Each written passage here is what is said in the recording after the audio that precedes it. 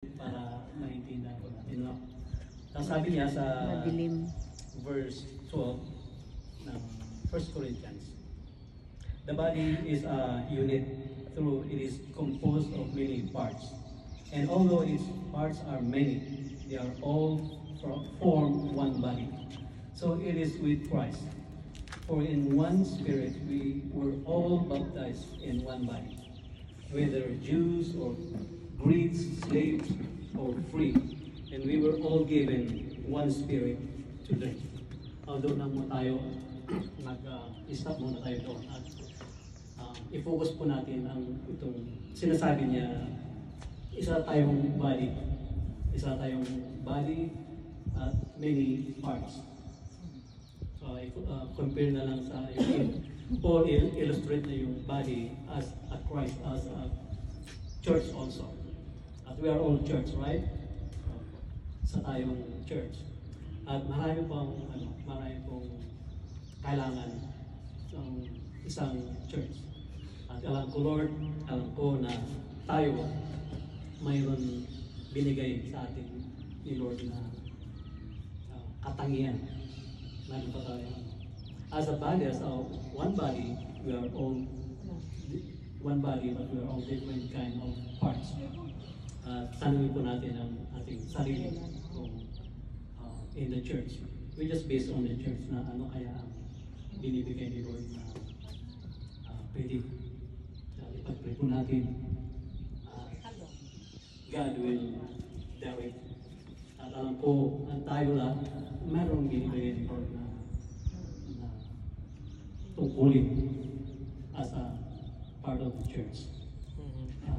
Alam ko na isang church, maraming trabaho, maraming mga parts niya. Sabihin natin, pastor, meron tayong pastor, meron tayong mga tingnan yung mabuti, maraming mga greeters, mga ushers, mga encourager, prayer warrior, maraming at ang dalangin ko po is we just pray that kung ano ang just give it to the Lord. Sabihin natin, Lord, I am willing sa akong part of the church. Willing po, tumulong or we will serve you. At alam ko na isang body, kung nasaktan yung isang part of your body, lahat po ay nasaktan. Ganun din po ang church.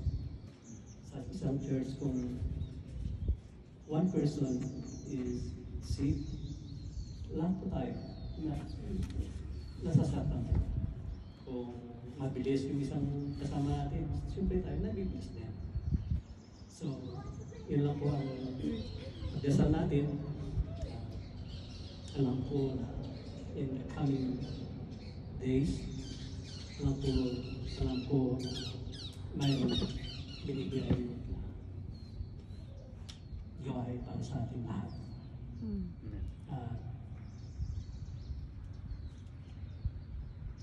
Sana, just, I believe na just obey, submit our life to Him.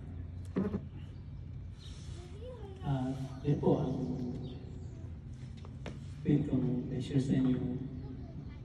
Hindi lang po, hanggang dito lang po. Yung masyadong mahaba na tayo. Abot na ng gabi. Wala tayong just focus, Lord. Just focus to the Lord. Alam ko na mayroong binibigay sa akin. Just give ourselves. Yun lang po. Amen. Amen. Kung kakalimutan, next election.